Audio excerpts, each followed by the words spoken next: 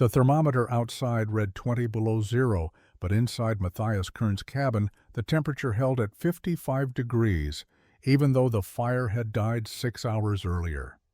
While other prospectors in the Montana Territory burned through their entire winter wood supply by February, Matthias had stumbled onto something about heat and wood that would revolutionize mountain survival for the next 30 years. Before we get started, let us know in the comments where you're watching from, and if frontier survival stories like this inspire you, make sure to subscribe because tomorrow's episode might just be the most ingenious technique we've ever shared. Matthias Kern was not the kind of man who took unnecessary risks.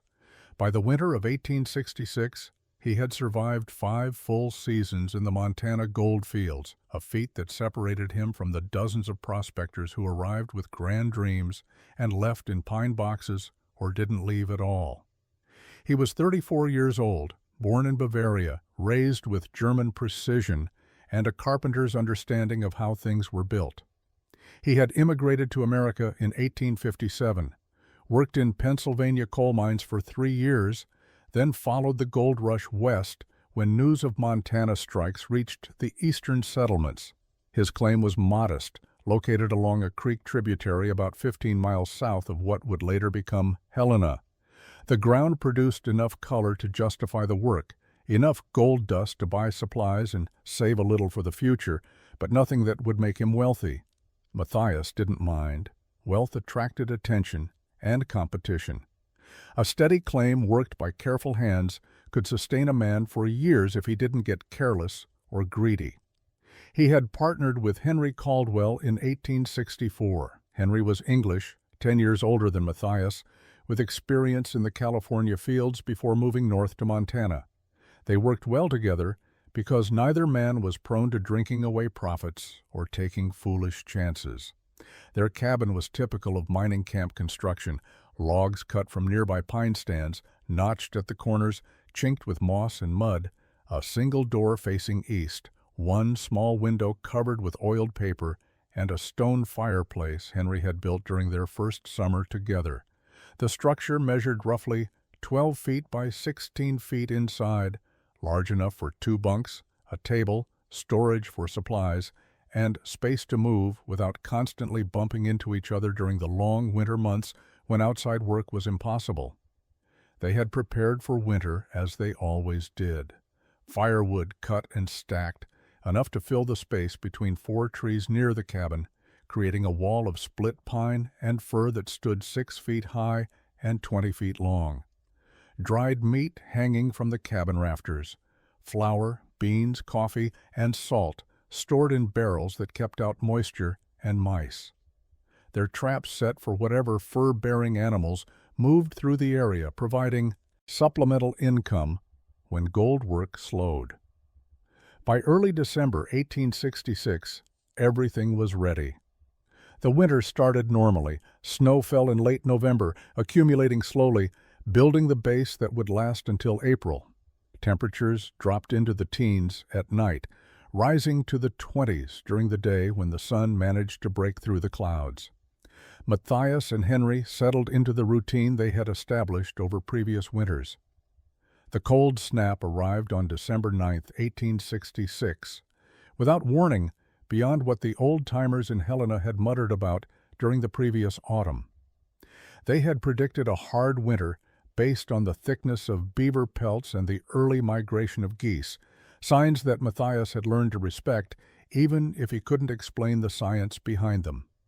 The temperature dropped suddenly overnight, falling from 20 degrees to 15 below zero by morning. By the second day, it reached 25 below.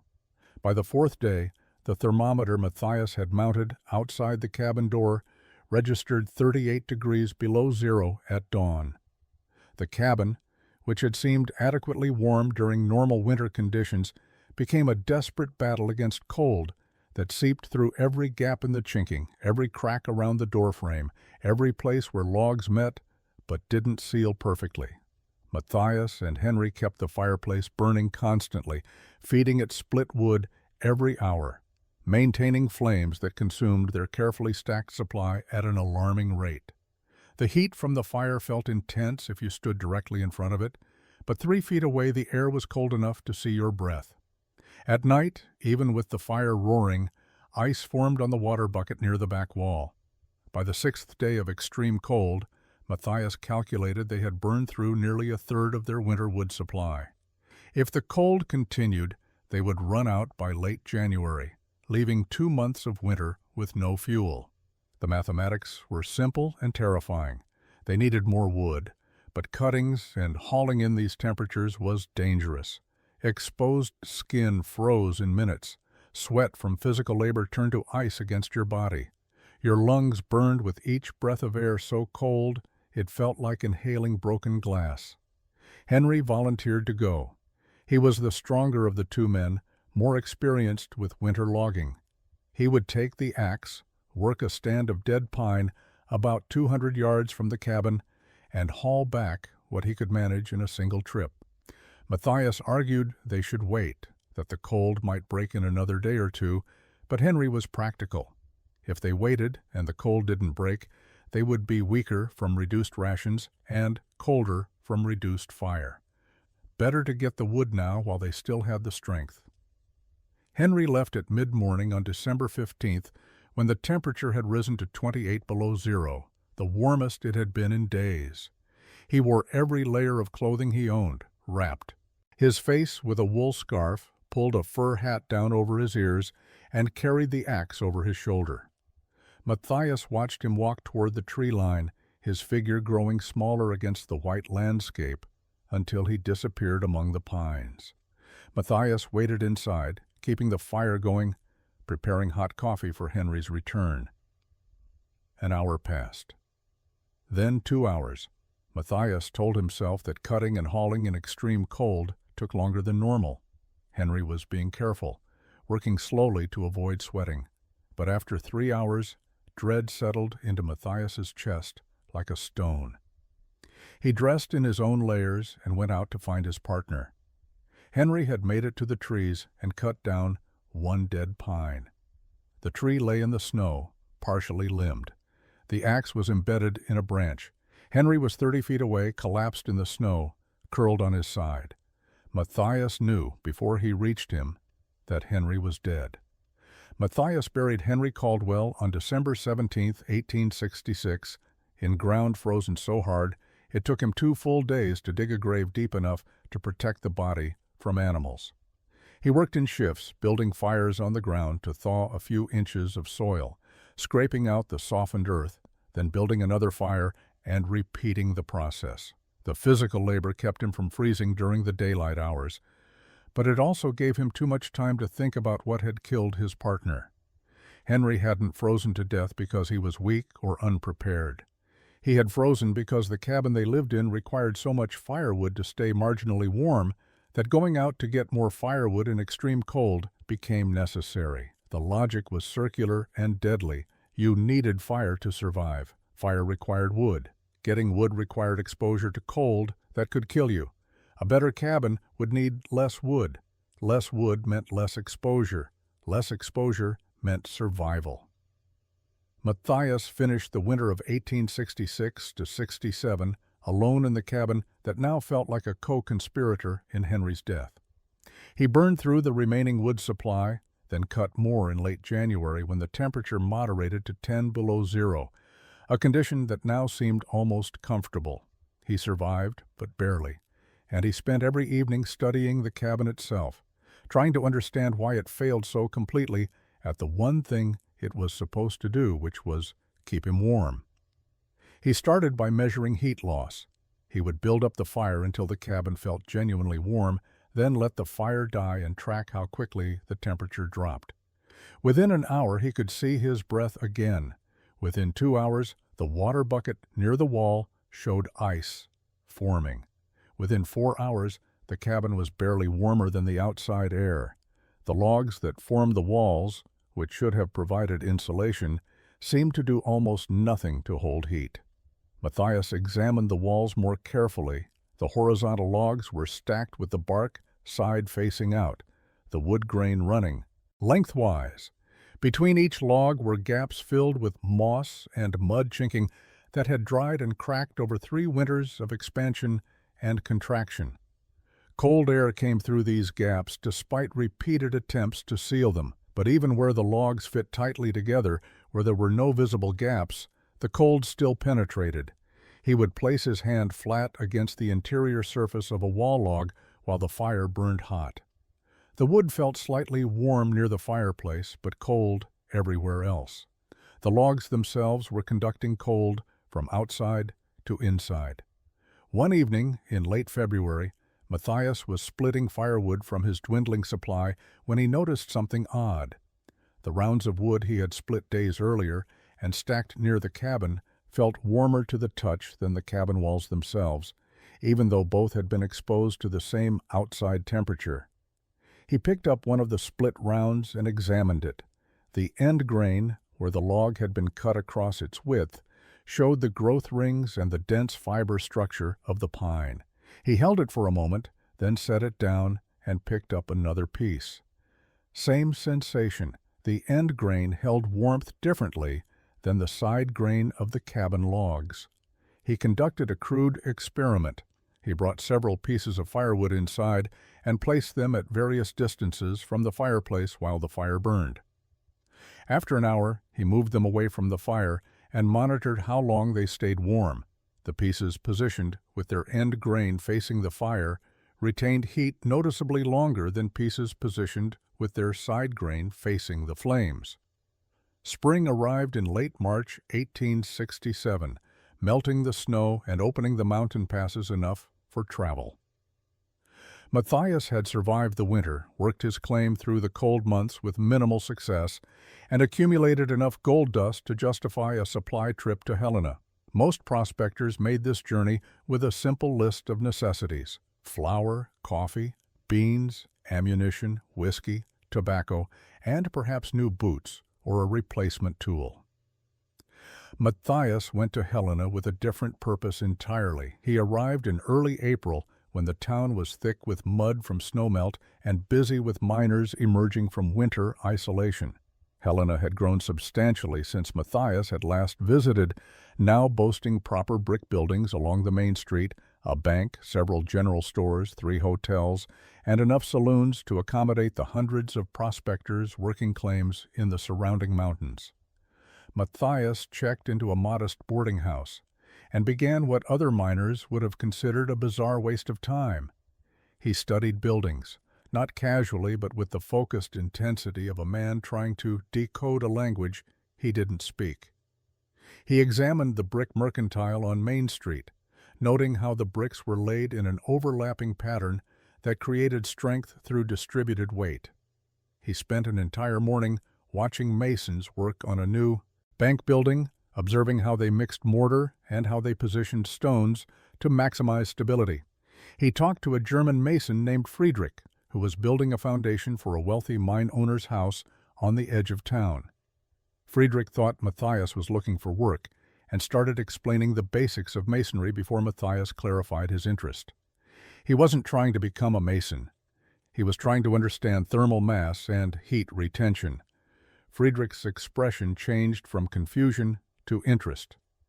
Thermal mass, Friedrich explained, was the principle behind why stone and brick buildings stayed cooler in summer and warmer in winter than wooden structures.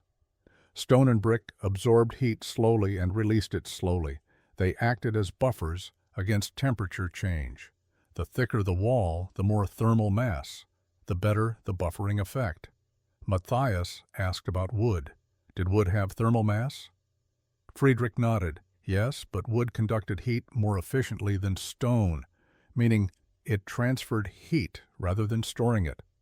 However, Friedrich added, the density of wood mattered, and so did the orientation of the grain. End grain, where you could see the growth rings, was denser and less conductive than side grain. Friedrich had learned this in his apprenticeship in Bavaria, where traditional timber framing techniques took grain orientation into account. Matthias spent another week in Helena, buying supplies that confused the general store clerks. He purchased 2 specialized rip saws designed for cutting across grain. He bought 20 pounds of lime for mortar mixing.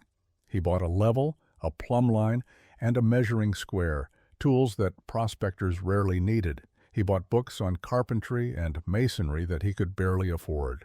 When other prospectors asked what he was planning to build, he answered honestly, a cabin that wouldn't kill him. They laughed and assumed he was joking. Matthias returned to his claim in late April 1867 and immediately began work that made neighboring prospectors question his sanity. Instead of focusing on gold extraction during the prime working season, he spent his days cutting logs into short sections. Not the long, straight logs needed for traditional cabin construction, but hundreds of uniform rounds, each 12 to 16 inches in length. Cut from pine and fir trees, he selected based on straightness and diameter consistency. He wanted every round to be approximately 8 to 10 inches across, creating cylinders of wood that looked like oversized checkers pieces stacked beside his old cabin. Jacob Weatherby was the first to openly mock the project. Jacob worked a claim 2 miles upstream and made regular visits to check on Matthias after Henry's death. When he saw the growing pile of log rounds in May, he asked what Matthias planned to do with firewood cut so inefficiently. Matthias explained he was building a new cabin, using the rounds as wall material, stacking them with their end. Grain exposed to create thermal mass and insulation. Jacob stared at him for a long moment, then laughed hard enough that he had to sit down. The mockery spread through the small prospecting community.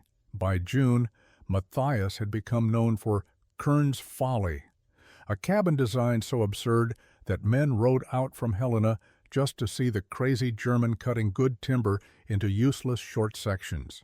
They pointed out that he was wasting wood. A log that could span 12 feet of wall was being cut into pieces that would barely stack 2 feet high. They calculated that he was using 3 times the timber necessary for standard construction. They questioned why he was making walls twice as thick as normal, when thickness added nothing but wasted effort. William Garrett, an experienced prospector from Colorado, tried to talk sense into Matthias in early July. William had built a dozen mountain cabins and considered himself knowledgeable about wilderness construction. He explained patiently that Matthias was pursuing German theories that had no application in practical frontier life. Thick walls didn't matter if you had a good fireplace. End grain versus side grain was irrelevant when you were burning wood to stay warm anyway. The only thing that mattered was getting a roof over your head quickly, so you could focus on mining during the short season when the ground wasn't frozen. Matthias listened politely to every criticism and continued working. He had torn down the old cabin carefully, salvaging the good logs and the stones from the fireplace. He had laid out the foundation for the new structure on the same site Henry had helped choose 3 years earlier. The south-facing wall, the wall that would receive maximum sunlight during winter, would be constructed entirely of stacked log rounds. The other 3 walls would use traditional horizontal logs, but with modifications Matthias had planned based on his research in Helena. By August, the foundation was complete, and the first courses of log rounds were going up. Prospectors stopped by to watch, shake their heads, and predict that Kern's Folly would collapse under its own weight before winter arrived. The construction technique Matthias developed that summer required precision that seemed excessive to men accustomed to frontier shortcuts. Each log round had to be prepared individually before it could be incorporated into the wall. Matthias started by debarking every piece completely using a draw knife, removing not just the outer bark, but scraping down to clean wood. Bark created irregular surfaces and held moisture that would promote rot. He needed uniform cylinders that would stack with minimal gaps between them. After debarking, he cut the ends of each round perfectly flat and perpendicular to the length. This required careful work with a saw and frequent checking with his carpenter's square. If the ends weren't flat and parallel, the rounds wouldn't stack level, and the wall would develop instability as it rose. Most prospectors would have eyeballed the cuts and accepted whatever results came. Matthias rejected any round that didn't meet his standard, cutting it down further or setting it aside for firewood. The mortar mixture was equally specific. Matthias experimented for 2 weeks before settling on his final formula. He mixed clay dug from a deposit near the creek with sand, lime purchased in Helena, and an unusual addition that other builders hadn't considered. He added sawdust from all his log cutting, creating a mortar that was lighter and more insulating than pure clay. The sawdust created tiny air pockets throughout the mortar when it dried. Dead air was one of nature's best insulators, a principle Friedrich the Mason had explained during their conversations. The south wall rose slowly through August and into September. Matthias worked alone, positioning each round carefully, applying mortar liberally between the pieces, checking level and plumb constantly. The rounds were stacked in a running bond pattern similar to brickwork, where each round in the upper course sat across the joint between 2 rounds below. This distributed weight and prevented any vertical crack from running through the entire wall height. The mortar joints were thick, approximately 2 inches between rounds.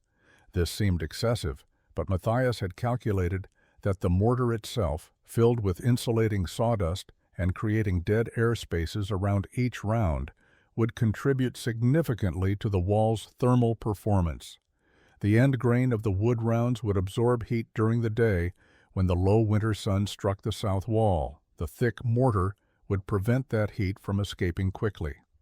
At night, when temperatures dropped, the heat stored in the wood mass would radiate slowly into the cabin interior. The other 3 walls used horizontal logs, but Matthias modified standard construction there too.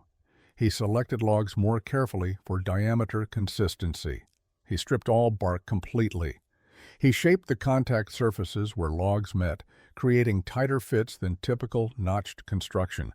Between each horizontal log, he used his sawdust-enhanced mortar instead of traditional moss and mud chinking.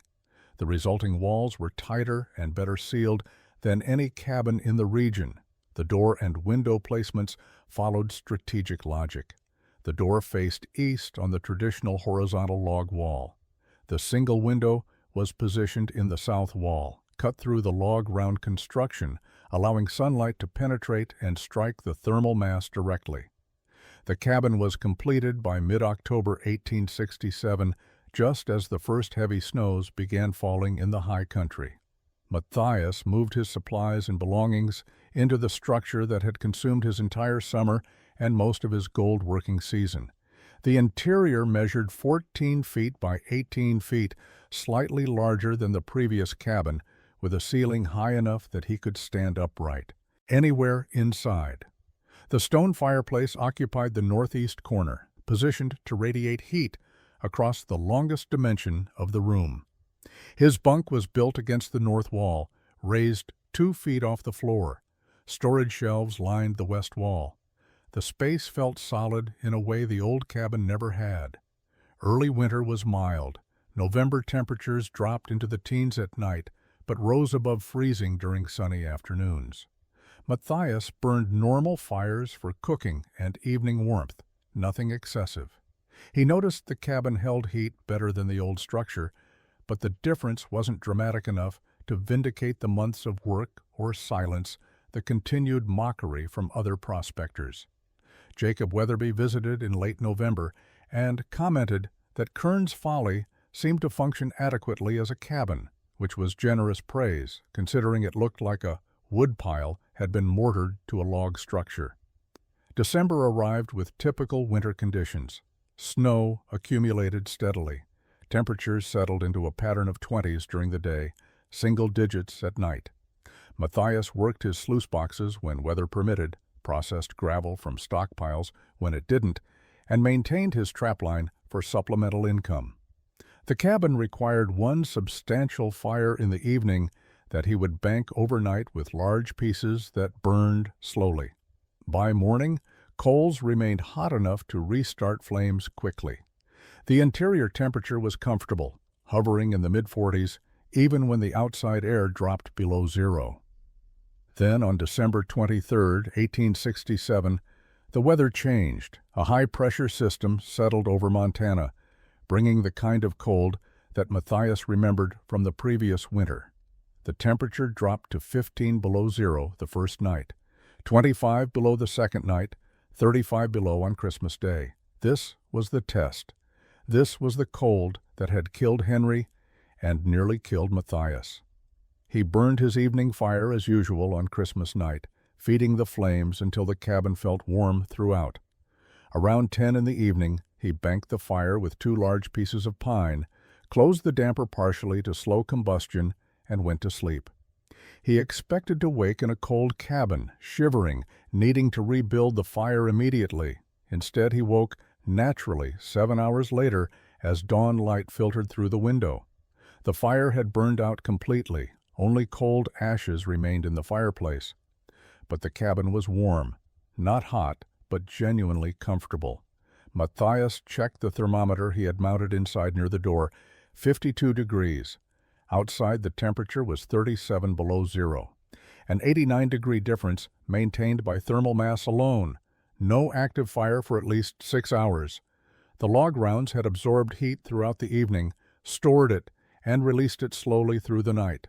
The cold snap that began on Christmas 1867 intensified over the following week. By New Year's Day 1868, the temperature had dropped to 42 degrees below zero, the coldest reading Matthias had ever recorded. The cold settled over the Montana Territory like a physical weight, creating conditions that killed livestock, froze water sources solid, and forced every prospector to make critical decisions about survival versus profit. Mining work became impossible. The ground was frozen too deep to dig. Sluice boxes were locked in ice. The only activities that mattered were staying warm and staying alive. Matthias established a routine that would have been impossible in his old cabin. He burned 1 substantial fire each evening, keeping it hot for approximately 4 hours while he cooked, ate, performed maintenance tasks, and prepared for sleep.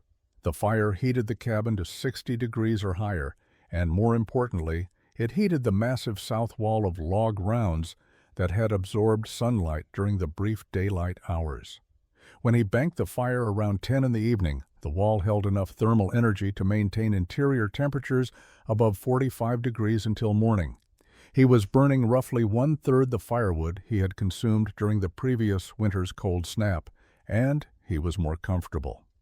Other prospectors were not faring as well. Jacob Weatherby appeared at Matthias's door on January 4, 1868, looking haggard and desperate. He had burned through more than half his winter wood supply in the first week of extreme cold.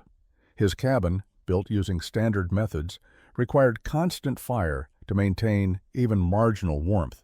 He was facing the same calculation that had killed Henry Caldwell: cut more wood in lethal cold or ration fire and risk freezing inside his own shelter.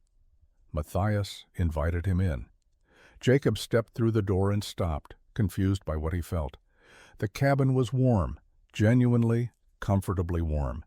He looked at the fireplace and saw only cooling embers, nothing that should generate the heat he was experiencing. He asked how this was possible. Matthias walked him to the south wall and placed Jacob's hand against one of the log rounds. The wood was warm to the touch, radiating heat absorbed from the previous evening's fire and from the weak winter sunlight that had struck the wall during the afternoon. Jacob stood there for several minutes, his hand pressed against the round, understanding slowly replacing skepticism. This wasn't theory or German nonsense. This was physics working exactly as Matthias had predicted. The thermal mass was real. The heat retention was measurable.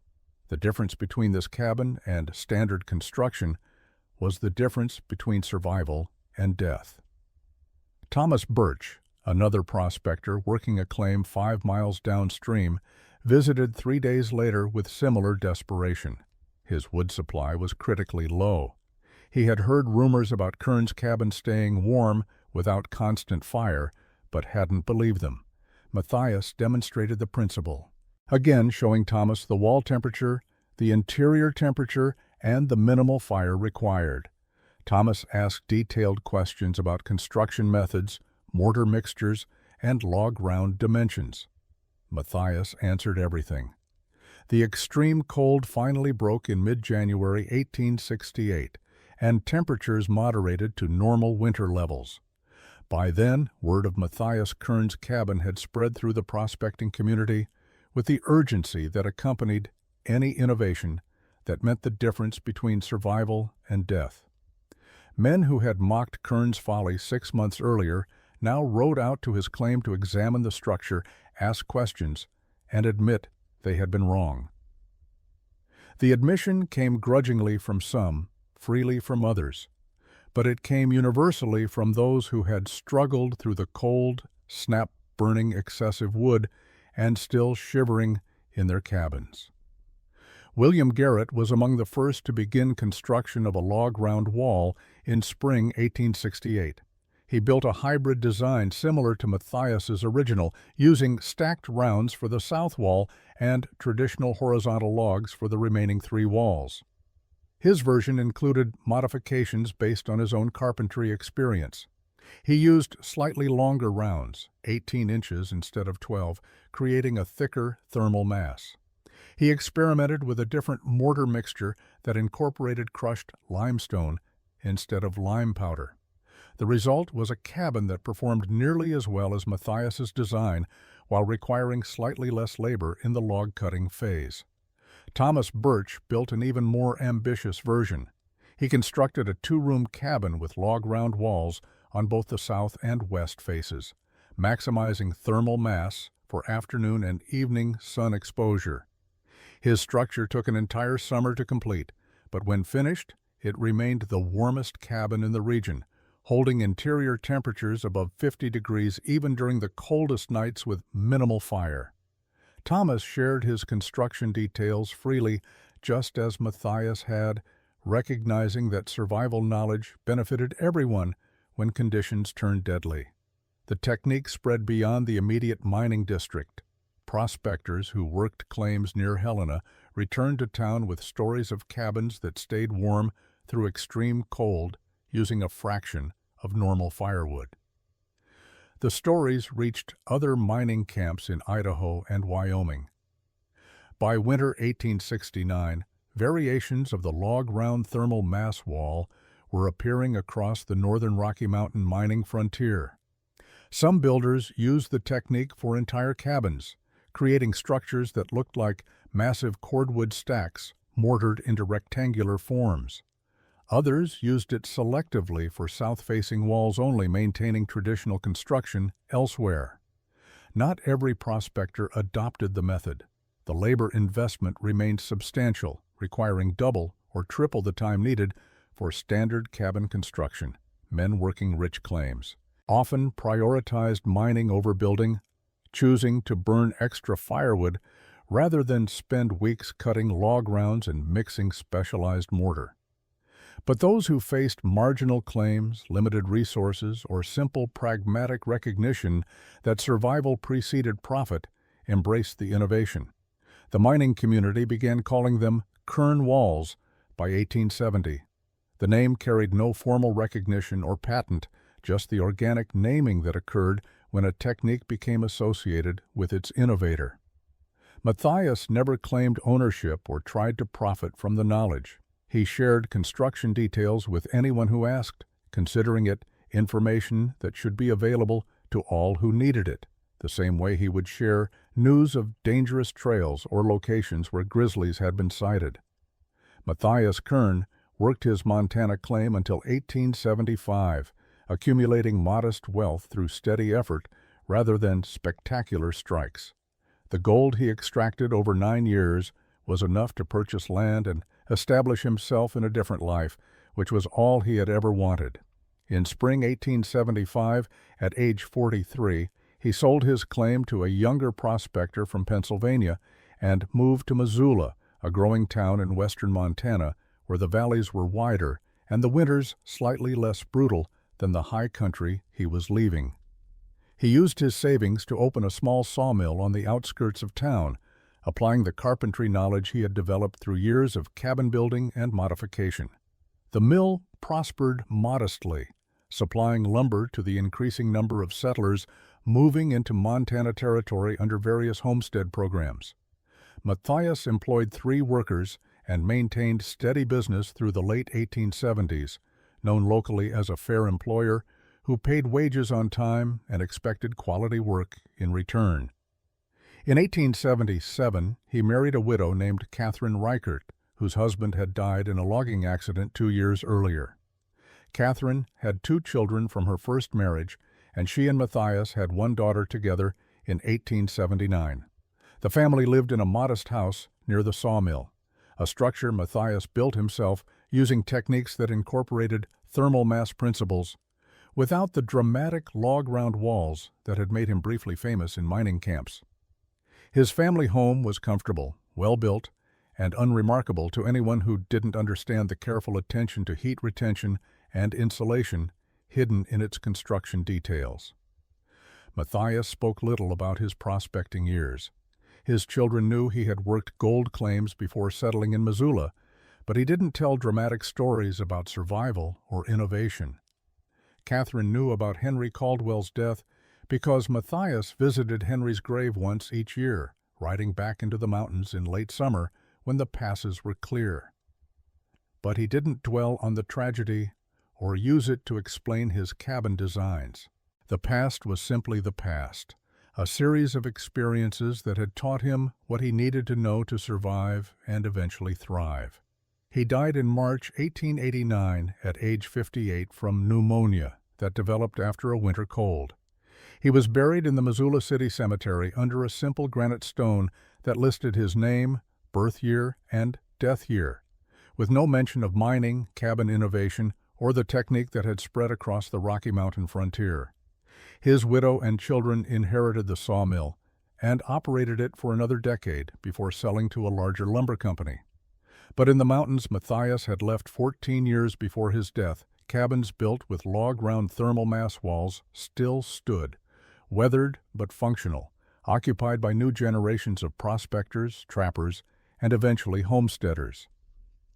Modern historians who have studied Montana frontier architecture estimate that the kern wall technique and its variations saved dozens of lives over 3 decades by reducing firewood requirements and improving winter survival odds in conditions that regularly killed underprepared settlers.